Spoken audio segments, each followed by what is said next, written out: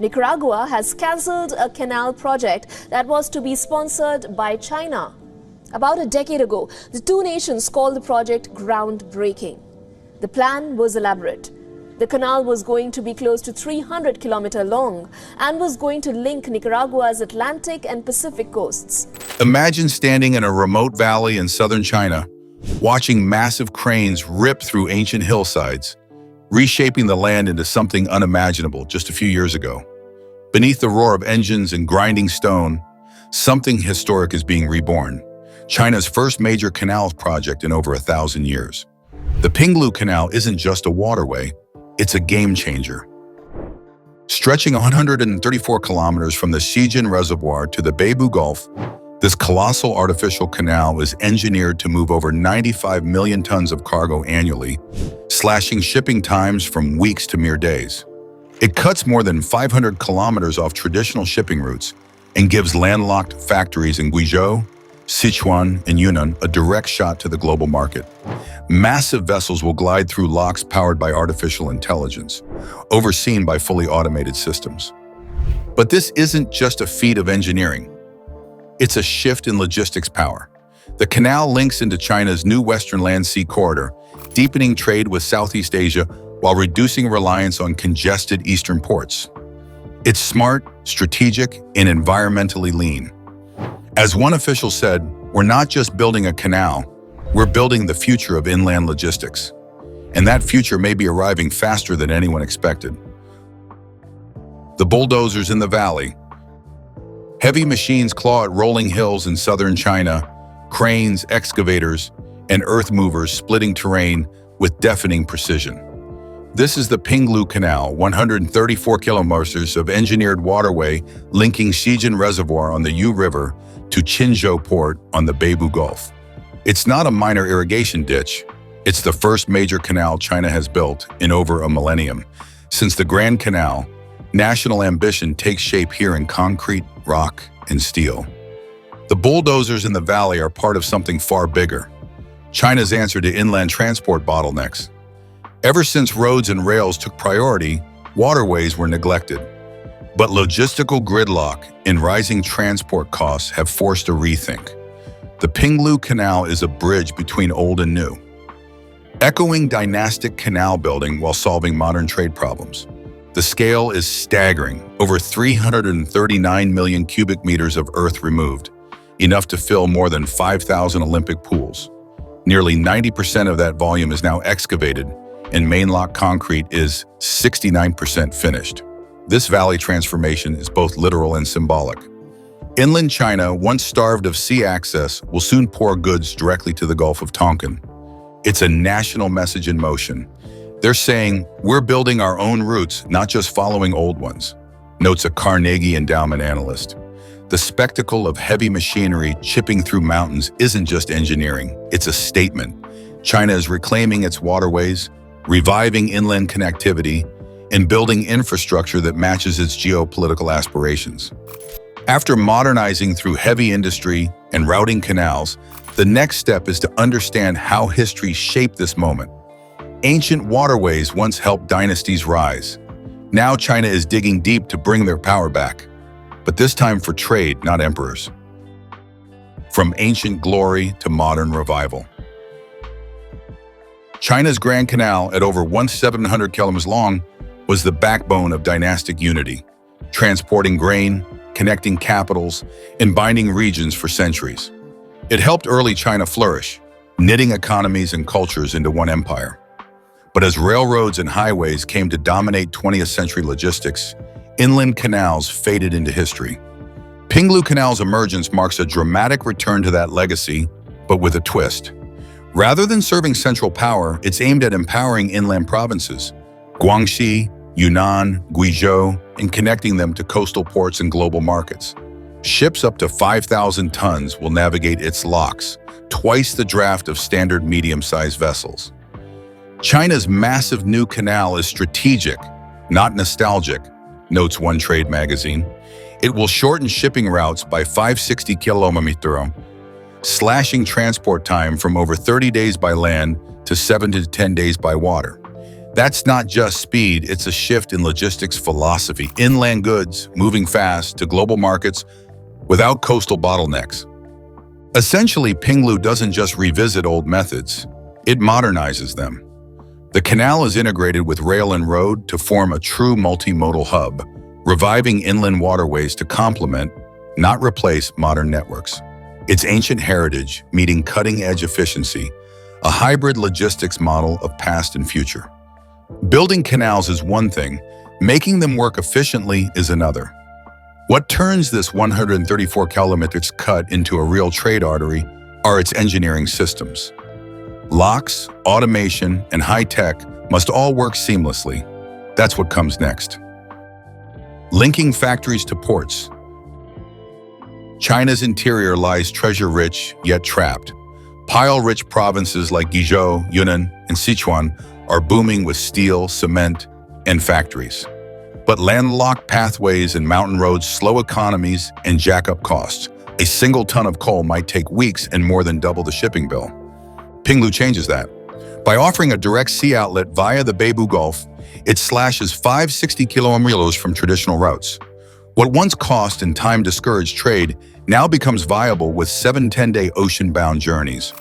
For businesses, it means access to containers, coal, grain, cement shipments with little fuss. The first industrial parks are already rising along canal banks, new hubs waiting to soak up the opportunity. Ships sized at 90 by 15.8 by 5 meters will haul steel, coal, cement, and grain directly to Qinzhou and beyond. The canal is not just a neighbor, it's a cargo corridor. Here's the payoff. Bulk transport by water costs 20% less fuel than trucks. Annual savings could reach $725 million. That's real money for small factories and regional economies. Add faster delivery, lower carbon, and newfound port access, and you have a game changer, an inland route that links mines and factories to the world. Up next, this canal isn't just bricks and barges. It's woven into a larger corridor strategy aimed at Southeast Asia and ASEAN markets. The story goes beyond Guangxi. It stretches to regional integration and geopolitics. Part of a bigger corridor strategy. This canal isn't a standalone project. It's the centerpiece in China's new Western Land Sea Corridor. Connecting inland provinces to ASEAN is no small feat. Pinglu joins rail and road networks headed south and southwest, creating a seamless multimodal expressway.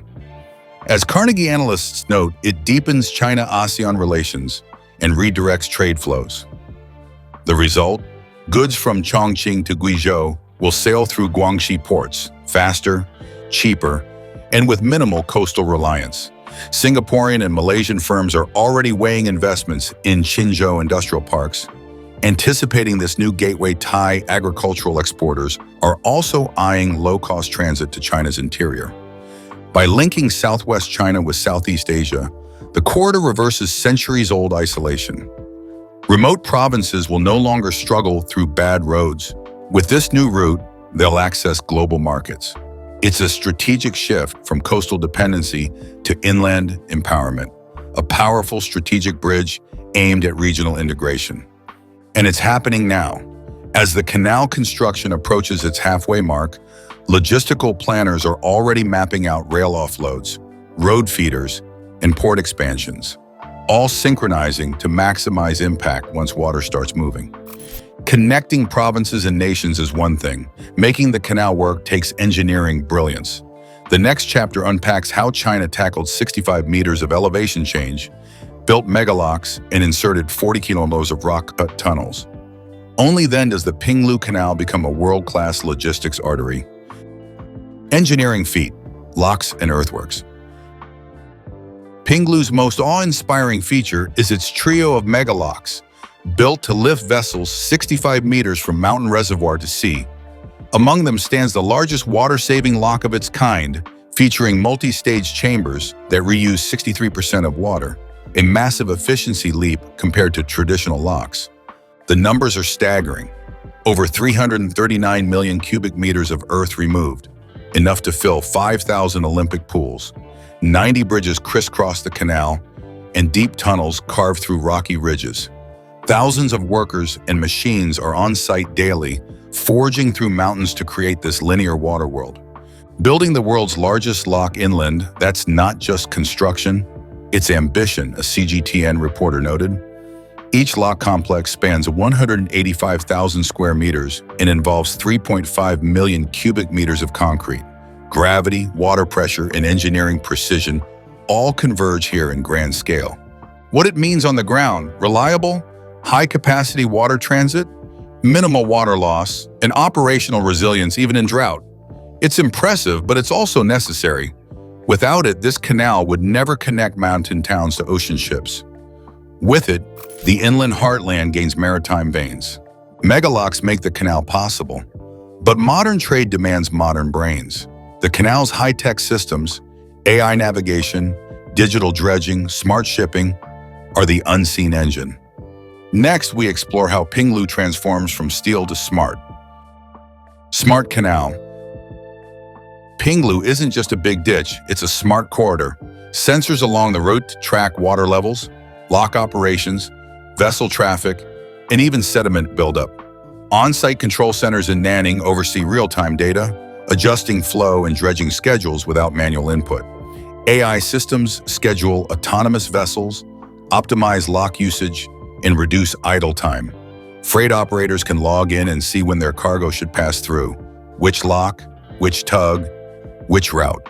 It feels like highway logistics, but under the surface, boats glide on code as much as water. This integration means ship turnaround is fast. Instead of hours or days waiting for locks, vessels roll through in minimal delay. Ports breathe with calm predictability. Businesses get cargo boxes offloaded on schedule, trucks meet boats, and factories stay fed with raw materials. Pinglu merges pixels and waterways, said a logistics manager in Qinzhou. That fusion, physical infrastructure plus digital intelligence, makes it less of a canal and more of a logistics platform. Ships of steel, routes of savings. In the calm of the canal, massive steel vessels, the size of small soccer fields, are preparing to launch. These 5,000-ton, 90-meter, 15.8 meters cargo giants are built solely for Pinglu's waters. With a vessel scheduled for 2026, the canal is ready for industrial-scale trade. These giants will shift China's inland transport model. The canal is rated Class 1, built to move 95 million tons annually, targeting up to 150 million by 2050. Coal, steel, cement, grain, all will flow through these vessels as routinely as trucks, but with far larger loads and less cost. Fuel and emissions are slashed. Transport via canal uses about 20% less fuel than road haulage, saving roughly $725 million annually in logistics costs. As one port official said, "We're building efficiency alongside infrastructure." These aren't just economies of scale, they're future-proofing Western China's industry. Inland cities like Luzhou and Nanning are already setting up industrial parks along the canal. These ships and their routes are rerouting wealth inland. Factories are no longer landlocked, they're port-connected. Economists are calling this a structural shift, not just a transport shortcut. Bulk carriers need more than water, they need speed. Instead of month-long voyages, factories now get access in 7 to 10 days. But infrastructure isn't just about speed, it's also about economics, environment, and equity. Up next, the ripple effects, how industry, trade, emissions, and geopolitics are all shifting under Pinglu's wake. Speed and scale. Gone are the days of long truck convoys and congested rail yards. With the Pinglu Canal, shipping time drops from over 30 days to mere 7 to 10 days. This speed is a logistical game changer. Manufacturers can now operate on tighter inventory cycles and leaner supply chains. Throughput is soaring. Pinglu is designed to haul about 89 million tons per year from launch, with capacity expanding to over 100 million tons. Industrial zones near riverbanks are springing up, ready to take advantage. Secondary ports like Qinzhou are being upgraded to handle increased flow, and inland centers like Luzhou now effectively have their own gateways. Port and logistics operators are scaling up. Docks are adding automated cranes. Warehouses are mapping rail-to-boat operations. Freight apps are integrating canal schedules into dispatch systems. For the region, this canal isn't a novelty. It's an engine for accelerated economic growth and regional competitiveness. The transformation is real. Truck drivers are watching their loads vanish, replaced by boat timetables. Small factories once isolated by geography are now exporting overseas. As one entrepreneur said, "My factory ships on Friday, goods arrive in Haiphong by Friday week." Speed is no longer a luxury, it's a necessity. Faster time frames and cost savings might be headlines, but cost and carbon matter too. Moving heavy loads via canal isn't just quick, it's cleaner and smarter. The next stop is the triple bottom line: how Pinglu affects economics, environment, and national strategy. Economics and environmental payoff. Pinglu's advantages aren't just logistical, they're economic and ecological. By bypassing crowded eastern ports, it lowers costs for central China's industrial hubs. Reduced fuel use equates to roughly $725 million saved annually, and lower delivery costs for small manufacturers. Environmental benefits are equally significant. Water-based bulk shipping cuts carbon emissions by about 20% compared to road. For climate-conscious governments and firms, this matters. The canal has the potential to offset millions of tons of CO2 emissions over its life cycle, making it a green asset as much as infrastructure. Strategic resilience gets a boost too. Pinglu provides an alternative to coastal choke points like the South China Sea or Malacca Strait. In a crisis, this inland gateway ensures that trade doesn't stall. That's geopolitical insurance hiding in plain sight. Yet human and ecological costs exist. Villages have been relocated, wetlands and habitats have been fragmented. Mitigation strategies, including wildlife corridors and new reservoirs, are underway, but their success remains to be seen. Still, the canal's economic and environmental dividends are clear. It reduces logistics costs, cuts carbon, builds inland prosperity, and provides strategic security. As a Chinese official summed it up, Pinglu isn't just a canal, it's a future pathway for our economy and ecology. Human and ecosystem costs. While the Pinglu Canal reshapes inland China's economy, its route through valleys and wetlands has had a real impact on communities and ecosystems. Entire villages have been relocated, farms uprooted to make way for water channels and locks. Roads have been rerouted and farmland reconfigured. Forest patches and wetland areas were fragmented during construction, pushing wildlife to new habitats. Balancing these losses isn't easy. Authorities have initiated real-time environmental monitoring systems and relocated affected species. Compensation schemes are in place for relocated households, and new infrastructure, schools and clinics, is promised in resettlement areas. But local groups remain cautious, reminding the government that long-term ecological health depends on consistent care and enforcement of environmental protections. Water usage poses another challenge. The canal draws water from the Shijin Reservoir and Yu River system, which are also vital for regional agriculture and ecosystems. Managing this shared supply demands tight regulation, especially during drought.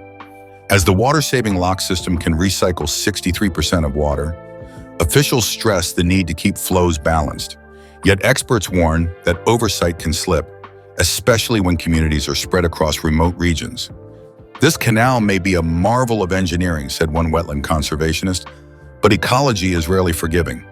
The canal's mixed impact reminds us that large infrastructure always comes at a cost. In this case, success will hinge not only on economic gains, but on whether China can nurture what it disrupts. Engineering feats mean progress, but are they finished? What is the current status, timeline, and budget health for this canal before drawing lessons from global comparisons?